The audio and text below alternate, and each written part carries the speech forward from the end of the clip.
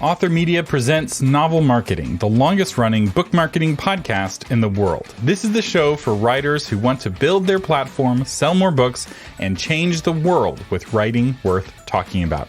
I'm your host, Thomas Umstattd Jr., and today we're going to talk about demographics and psychographics, how most authors use these poorly, and how using them well can give you an edge. But first, I should give a trigger warning. We will be acknowledging the existence of politics on this episode. I will not be making any political statements or taking any sides, but I will be mentioning the thing that is in the room that exists and that does affect demographics and psychographics, particularly psychographics. But first, let's talk about where authors use demographics. The most common place for traditionally published authors to use demographic information is in their book proposal. There's a section where you're supposed to describe your reader, and most authors use demographic terms to describe their reader. And this is a mistake, and I'll explain why later. At least it's a mistake to do it only in this way. It's also used as a reader persona, which can be helpful as you're writing for a specific reader. Authors often will describe their reader persona using demographic concepts. Also, website visitor personas. Back when I ran a web design agency for authors, we would take them through a persona exercise where we would help them define the various people who would come to their website so that they could target those people very well and thrill those visitors to their website. Which, by the way, if you want help with that, I do have a free course on novelmarketing.com, 7 Secrets of Amazing Author Websites. And we actually go through those 7 secrets are actually 7 different visitor personas who will come to author websites, what they're looking for, and how to thrill them. You can get that at novelmarketing.com.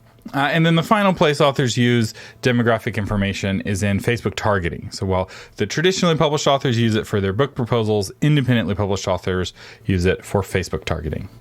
So you may be wondering, what is a demographic anyway, or what are demographics? And most people are familiar with these. These are things like age, race, sex, income, location. These are kind of the broad brushes that are used to describe groups of people. And for the most part, demographics are useless. So, especially for authors. Now, to be fair, demographics used to work, especially back in the days when there were 3 TV channels and you were targeting very kind of homogeneous groups of people.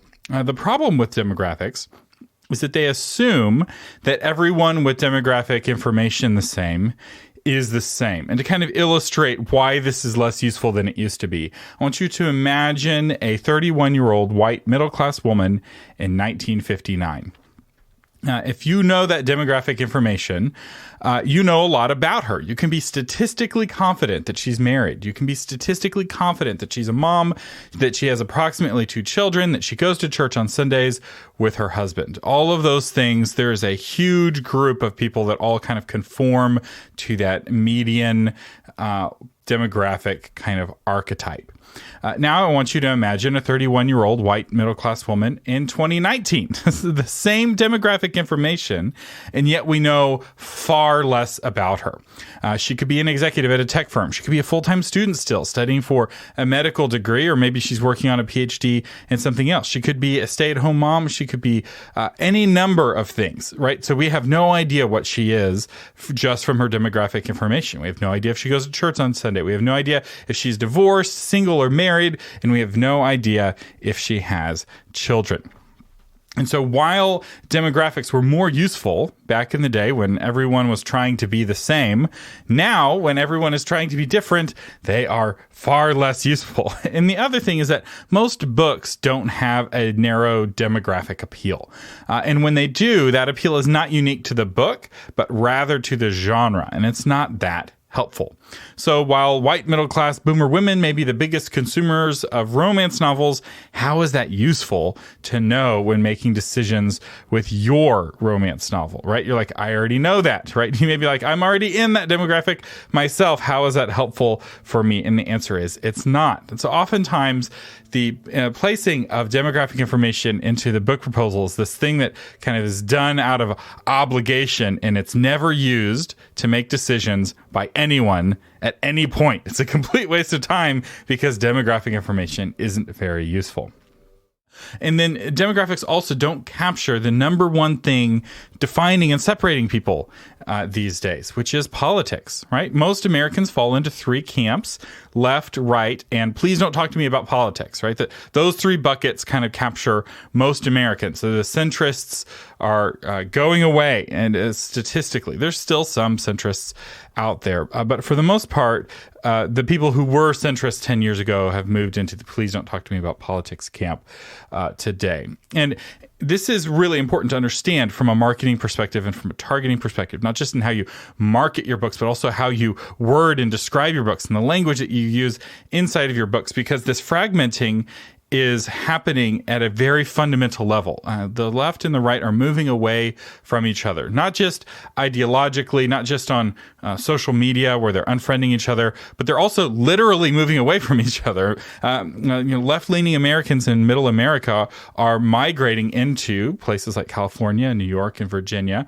And there's a migration of right-leaning people out of those states and into middle America. So, and I've talked with people who are like, I want to be around others who are more like me, right? I'm leaving California or I'm leaving Texas. I can't take it anymore. And again, I'm not taking any positions. I'm seeing it. The migration's happening both ways. In fact, they're often selling each other their houses as they're relocating to be around people who are more like them. And I hear that the same thing is happening in the UK over Brexit. Leavers and are unfriending Remainers on Facebook and vice versa. I don't know if the migration is happening in the UK. I feel like people are a little more sticky to where they live. There's less mobility in the UK as opposed to the US. People don't just pick up and move to Scotland. But there is a cultural, social kind of moving apart.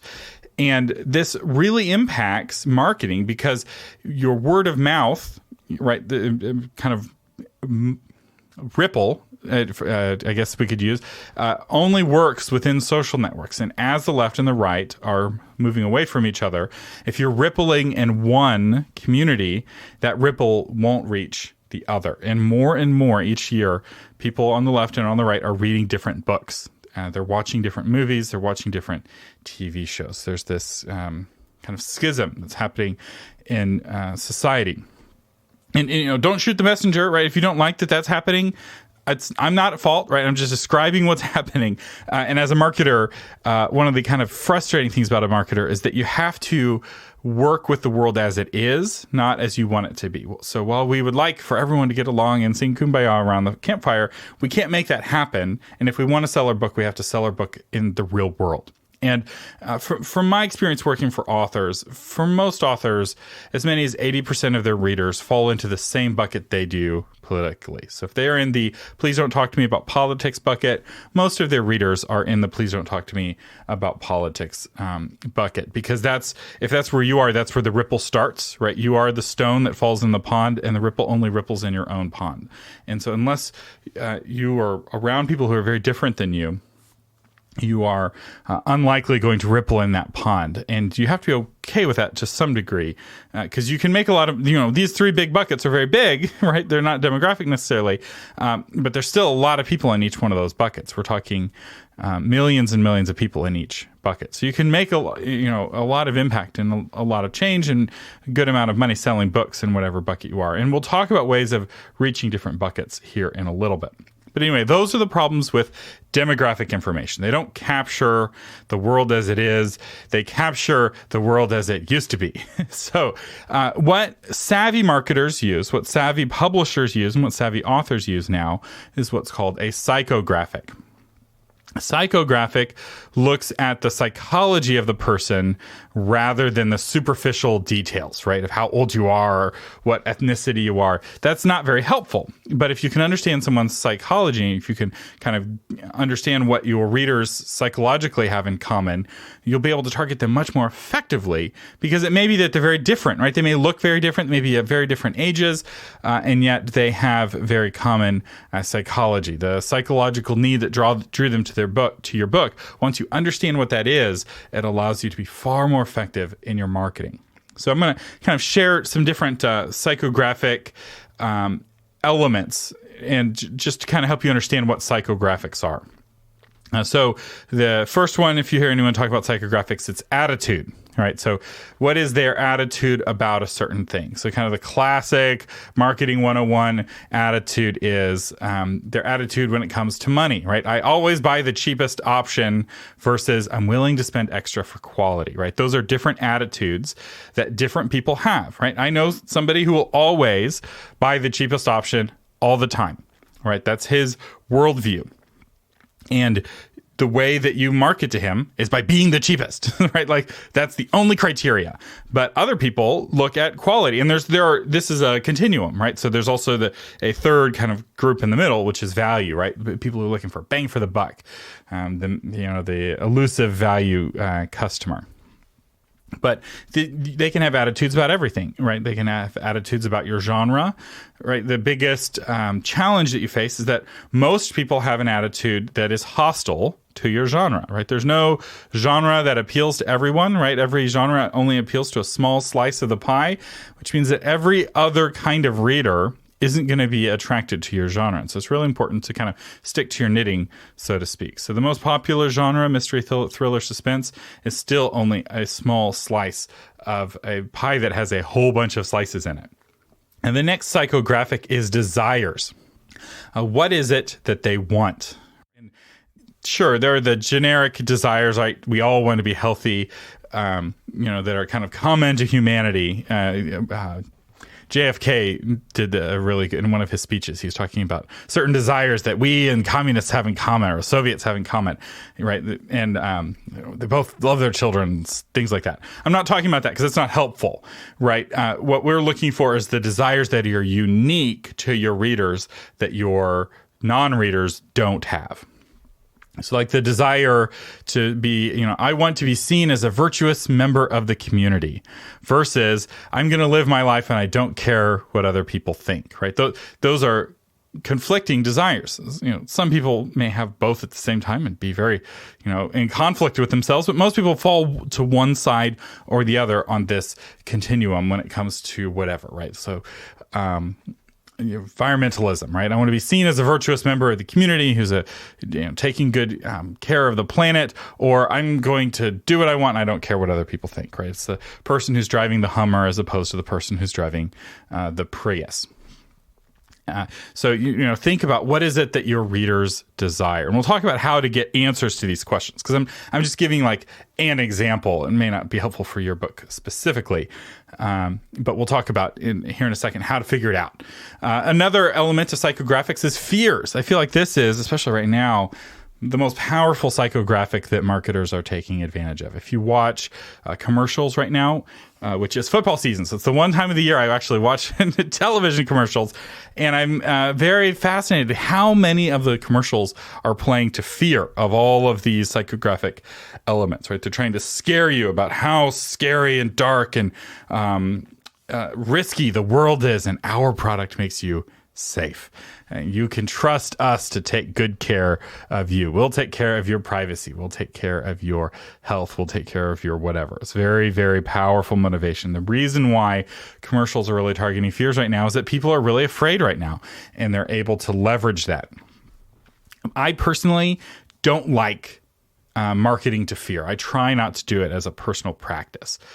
In fact, often we've taken really strong stances on this podcast against like big fear sensations, right? When everyone was freaking out about GDPR, we did an episode saying, hey, calm down. GDPR is not as bad or as scary as you've been led to believe. The same thing with the changes at MailChimp. So, but that's my personal preference. I also acknowledge as a marketer that fear is very powerful.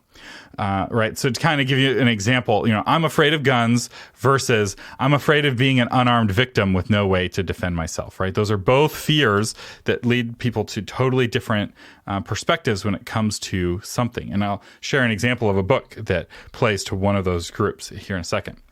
Another is personality. Spending time with people charges me up versus spending time in groups of people drains me, right? This is kind of the classic example of introverts versus extroverts. But there are books that appeal to introverts versus extroverts, right? There are ways of, especially novels, ways of crafting your story where it's more appealing to extroverts versus introverts. There's this theory that, introverts are more likely to read books. I'm not convinced by that. I think a lot of extroverted people really like to read books and write books too. It's not all authors are introverted. You can always tell who the extroverts are because they're the ones who are still hanging out at the writers' conference after everything is ended. It's the end of the day. On the third day, the extroverts are all sitting around and they're still chit-chatting with each other while the introverts are all back in their rooms trying to recover emotionally. But how you craft your story, how many characters you have will appeal more to certain personalities versus others, right? Are you going to have a big cast or are you going to have a small cast? A lot of this affects how you write the book and also how you market it to a certain degree. Another psychographic element is pains, right? What are it could be physical pains, but usually it's more common to be psychological pain. So maybe you're writing a self-help book on how to overcome some physical challenge. And you're literally, it's here's how to overcome osteoporosis, right? Everything you need to know about osteoporosis, and you're a medical doctor and you're writing a book. Possible, but more commonly, especially for novelists, your book helps address a psychological pain. So to kind of give you an example of a pain that some people feel and to give you a sense of a continuum. So on one side we have, it hurts me to see everything changing so much around me. I feel like I don't recognize my country anymore. Versus, it pains me how backward everything is. We could be living in the future right now, but we're not. So do you see how those are two very different psychographic worldviews that two different white middle-class 31-year-old women could hold, right? The demographic picture doesn't capture that at all. And yet, if that is their core pain, they're going to be different on everything. The way you market soap to them is going to be different. The way you market food to them is going to be different. And the way that you market books to them is going to be different if that is the psychographics that they have. Another psychographics are their values, right? What are their kind of deeply held values? And this is what's interesting about psychographics. Well, demographics are skin deep, often literally skin deep. It's very superficial. Psychographics gets to the very core of who you are as a person. And it really forces you as a writer to understand your readers in a much more in-depth way. So, values. So one person could say, I value autonomy. I don't want others telling me who I should be or what to do, versus somebody else who says, I value family and I'm willing to make personal sacrifices to have a happy marriage and a happy family, right? This isn't, I just kind of came up with these examples off the cuff. So this is perhaps not a great example of kind of conflicting values, but it's an example, right? So you want to find out kind of what do my readers value specifically. Another thing is opinions, right? Are they a dog person or a cat person? Opinions can be a psychographic element, and a psychographic element, if you find the right opinion, it can be very targetable with Facebook ads or what have you. And then finally, passions, right? What are they passionate about? Are they an NFL fan? Are they a hunting fan? Are they an environmentalist? Do they believe that all sports ball is the same and they're not into sports at all, right? What their passions are is really key. Again, very helpful for targeting. With your marketing, whether it's on Facebook or somewhere else. If you can understand that they're passionate about, your readers are all passionate about certain things, you can target things that no authors are targeting. So I'm going to give you some examples of what this looks like. Psychographics are much more useful in helping you make decisions because once you figure out what the psychographics of your readers are, they force you to understand your readers in a more fundamental way, like I said, while demographics are very superficial. And while demographics ask the question who to get to the answer of who, psychographics ask the question why to get to the who. So they treat people more uniquely in a sense. So they ask kind of more probing questions. Readers who share nothing in common demographically may like the same book. So here are some examples. I took a couple of books that were easy for me to kind of break down the psychographic why behind. And this is where it'll be interesting, with your book to figure that out. So the first book is Monster Hunter International by Larry Correia. Very successful book. When I looked it up, I think it had 1,400 reviews on Amazon, and it's created kind of a series empire of Monster Hunter books. These are urban fantasy books that I would summarize as libertarians with shotguns versus evil vampires. And I would venture to guess that 80% of the people who read these books own a firearm because these books play to the fantasy of using a gun to defend your family from the evil world. And what is more evil than a vampire, an undead creature who's trying to kill your family, or a werewolf or a zombie? It's got all of that. So, you can kill a zombie without remorse because it's already dead. It plays to that value of protecting family, but also that kind of longing or that desire to be the hero who stands against the darkness with your shotgun. And this is the kind of book that you could market at a gun show. It's not about guns, right? I mean, sure, they have guns while they're fighting these monsters, but once you understand the psychographics of the kind of person who this book appeals to, suddenly you're like, wow, I can market this book in a place that very few other authors are going to.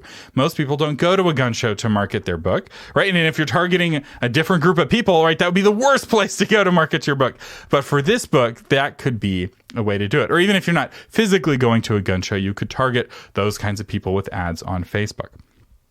So now let's go to a very different kind of book. The Ebb Tide by Beverly Lewis. This is an Amish book, and it's a part of this Amish genre, which is huge. I mean, this is a genre that sells millions and millions of dollars worth of books every year. And it's driven by, if you look at it demographically, evangelical women buy Amish books. But that is not very helpful because not all evangelical women buy Amish. A lot of evangelical women wouldn't touch an Amish book. And so if you're targeting demographically, you're going to get a lot of false positives if you're trying to market an Amish book. The demographics aren't really helpful here. They're a little helpful. They're not very helpful. But when you look at the psychographics, you get a different picture. So Amish books are a balm for readers with a certain kind of pain, specifically the pain of future shock, the trauma of experiencing your culture change so quickly around you. If you are pained by the amount of change, you're just exhausted by the amount of change, an Amish book is a vacation to a world where nothing ever changes, right? That's the whole appeal of an Amish book, or one of the appeals, right? It's a wholesome context, but it's also a context where you know exactly what you're getting because so little changes. So where could you market an Amish book? Homeschool convention, right? The kind of homeschool moms, often they're homeschooling with similar psychographic motivations. Not all homeschool moms are into Amish, but it's the kind of, just like not all gun show attendees would be interested in a movie with, vampires and zombies, but it would be a market where suddenly you're not competing against nearly as many other authors. And this is the edge I'm talking about. So there's a bunch of different books, and I realize we have listeners across the political spectrum and around the world. So I realize I only shared political examples from the UK and the US. Those are the countries that I'm most familiar with the politics of. But this is true regardless of where you are and regardless of who you're targeting. The fact that psychographics are very useful at finding ways of reaching potential readers that other authors aren't using. Every author's trying to copy every other author, right? Like everyone's trying to what are the best practices? What's the least amount of work I can do to sell the most amount of books, right? Everyone's looking for the easiest path. And what it ends up with is they're all doing the same thing. So I want to try to share with you a kind of a clue to a whole additional world of tactics that would be unique to you and unique to your book and uniquely effective. And psychographics are a key for doing that. I do want to say, though, that psychographics are not a limit, right? Just because you're targeting one psychographic group doesn't mean that you're limited to just that group. And there are ways of targeting more than one group. So if you look at the runaway best-selling books, they are able to appeal across the political spectrum and across different psychographic clusters. And the company who's doing this the best right now is doing it in film, actually, and it's Marvel. So they have this cinematic universe with all these different superheroes, and each superhero is crafted to appeal to a different psychographic community, right? The people who are fans of Iron Man are not the same people who are fans of Captain America, right? Like those appeal to very different groups of people, and it's not demographic, right? You'll have demographically, it doesn't tell you anything, but there's a certain set of values that Captain America has that are different from the values that Iron Man has, and they appeal to a different kind of person. And those are just two examples. The Marvel Cinematic Universe has dozens of heroes that are each designed to attract different kinds of people. and they're able to bring them all together. Now, it'll be interesting to see how they do it as they're some of those characters are no longer with us. I don't want to give any spoilers for those of you who are not up on your Marvel films, but how will they do the fourth iteration of Marvel without all of their mainstay heroes? All right, so you're like, okay, Thomas, I believe you. Psychographics are powerful, but how do I figure out the psychographics for my readers? Well, here are some tips to help you do that. The easiest one is to read their reviews and look at the words that they say. Why do they like your book? This is only somewhat helpful, especially if you don't have very many reviews, because there may not be enough here to kind of connect the dots, so to speak. Right? You need 2 dots to make a line. You need to find those themes that the reviews have in common. The other thing that's challenging about this method is that, at least on Amazon, you don't know much about the person who's leaving the review. So it's a way to do it. It's a very quick way. You could go and read your reviews right now and do some analysis on what words they have in common and the why. Why is it that they like the book? What did they like about the book? And another thing that makes this tricky, though, is that people often don't know why they like a book. They just like it, and they come up with reasons, or they come up with very vague terms like, it was very fast paced. I like the characters or something like that. It's like, well, that's not really that helpful.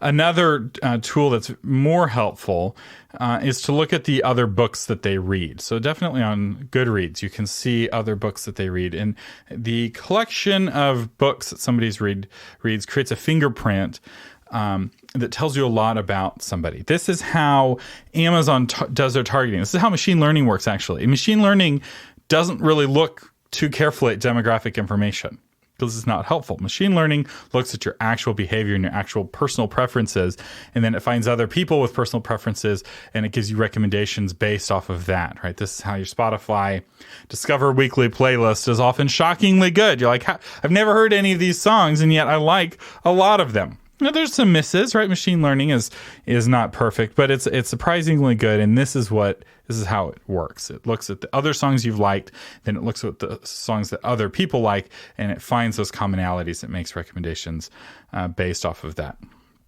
If you're unpublished, this works for both, but if you're unpublished, you can't read your reviews, and you can't look at the books that your readers are reading, so you don't have any reads yet.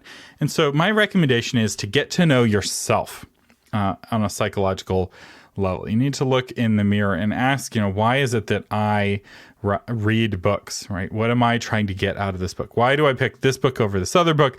Why do I read a book rather than watching some show on Netflix? For most authors, they write for themselves, right? They are the target audience, especially for their early books. As authors mature, as authors get more experience, they start to expand their demographics or in their psychographic targeting a little bit, and start to write for different markets. But having worked with thousands of authors and looked at countless book proposals, almost always authors just describe themselves, right? So if the writer is a 45-year-old man, he puts in the demographics, I'm targeting men between the ages of 30 and 50, right? See, it's some sort of range that they're in the inside of. It's very rare do I see in a book proposal someone describing a target audience that they are either not in now, which is most of the time, or were in earlier, right? So sometimes somebody who, let's say, was going through a divorce, right? They're through the divorce now, but they're writing a book for people who are going through the divorce. So they're kind of targeting people, they're writing for themselves in the past. Very rarely do you have somebody who's writing for a group they're not in at all. Most commonly, I see this in YA. So often YA authors are not YA readers. They're no longer young adults themselves. Sometimes they are, but usually they're not. But there's a gold standard. So those are all the kind of ways to do it that are kind of weak. There's a gold standard, though, and you're not going to like it. But it's surprisingly inexpensive. In fact, it doesn't cost you any money at all. But you're not going to like it. Or at least some of you are not going to like it based off of your personality. And that is talking to your readers in real life and listening to what they say. You get to know your readers. You get to know the why, right? You have to listen very deeply. This is not a superficial conversation. You have to really get to know them really well. And the one way to do this is to kind of gather to yourself a core group of beta readers.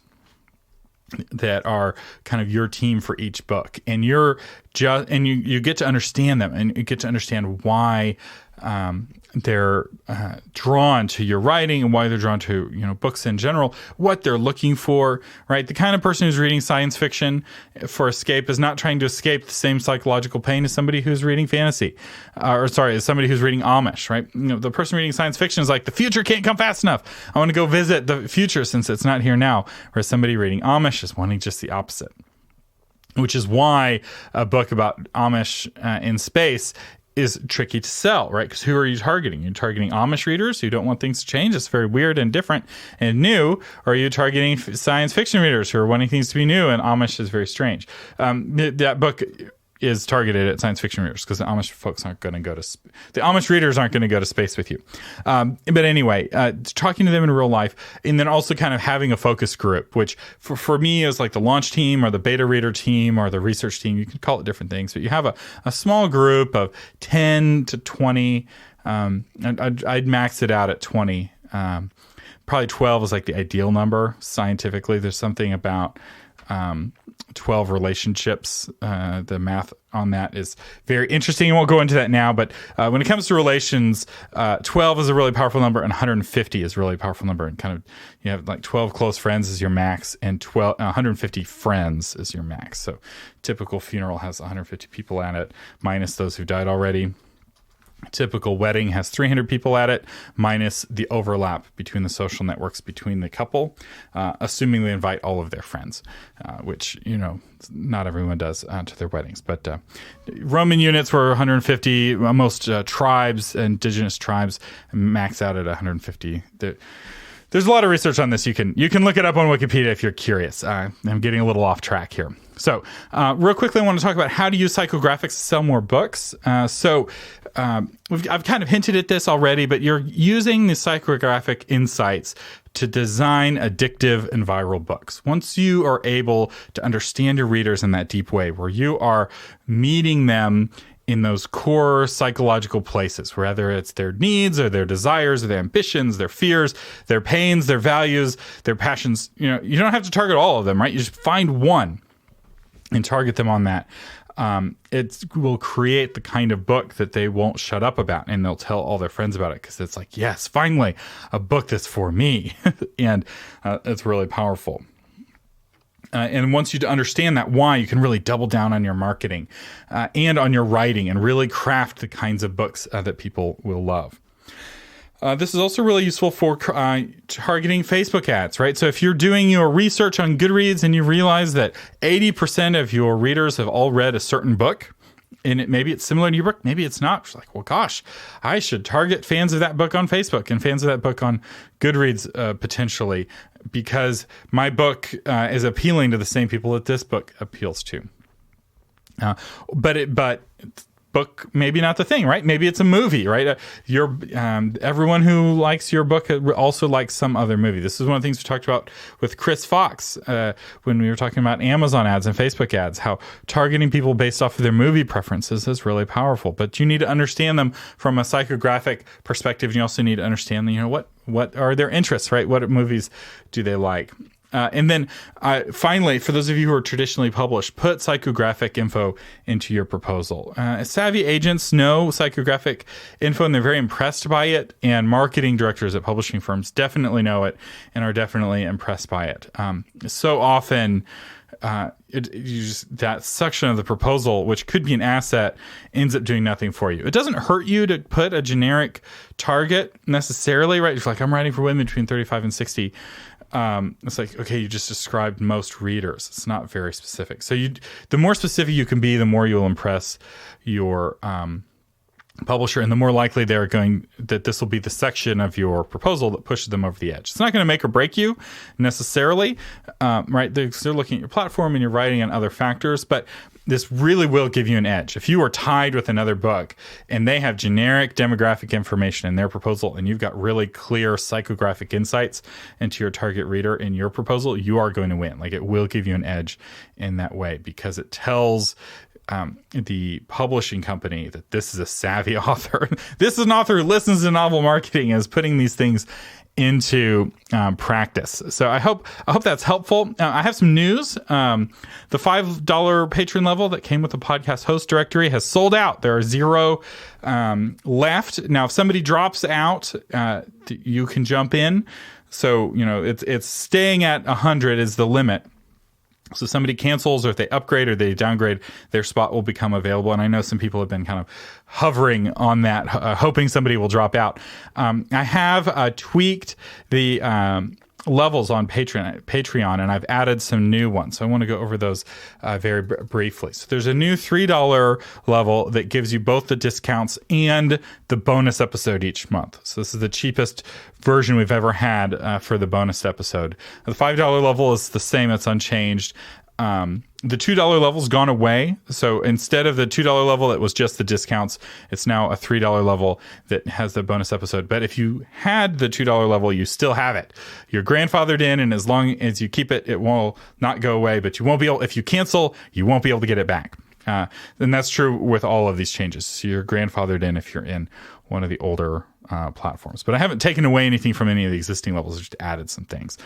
There's a new $10 level that comes with the podcast host directory and, the bonus episode and the discounts, but it also comes with, I'm going to start listing patrons on the show notes of each episode on novelmarketing.com with a link to their book on Amazon, maybe a link to their website, and it's for $10 a month, you get featured in that list. So if you want to link to your website, that's how you get it.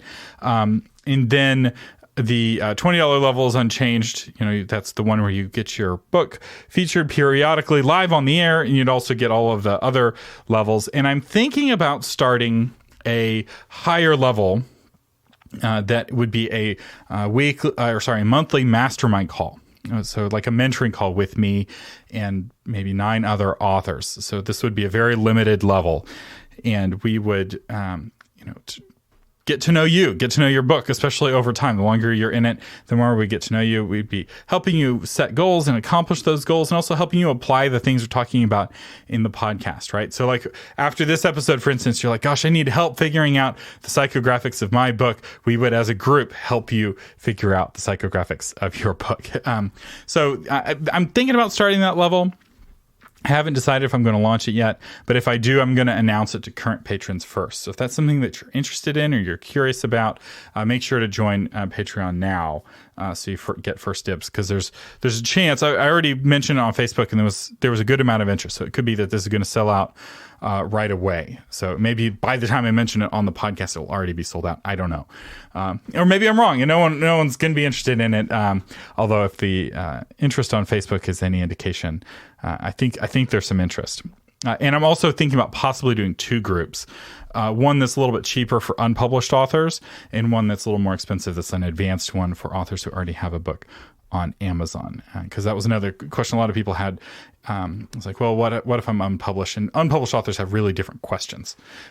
Somebody who's done a lot of coaching with authors, the questions really change once your first book comes out. Speaking of patrons, our featured patron today is Katie Harvey, author of Believe It and Behave It, How to Restart, Reset, and Reframe Your Life. Learn how to kick your inner shame and hatred to the curb. Whatever your personal setback, Kate will help you find new opportunities and make yourself better and stronger than ever before. And thank you, Kate, for being a patron of the podcast. And we'll have links to both Katie Harvey's website and her book in the show notes. So I recently had surgery. It's just been one thing after another this last few weeks, and I was feeling pretty weak. But we had an opportunity I had an opportunity to go on a date with my wife. We had my in-laws were in looking after baby Mercy. So we went out to this cidery, and while we were there, a live band, Much Too Much, started performing, and they were amazing. We just sat there transfixed, listening to this band who was really, really good. And I felt really bad for them because and they would announce this as the launch of their album after 2 years. This is the debut, and this venue that they're performing at was almost completely empty, not because of anything they did, but because of just bad timing. The time that they were slotted to perform was during the University of Texas football game that day. And I'll tell you, UT, I think it's the only sports team I know of that has its own television channel, right? Like, this team is a big deal, especially in Austin. And when there's a game going on, the whole city shuts down. No one is going anywhere, doing anything, and they're definitely not listening to live music.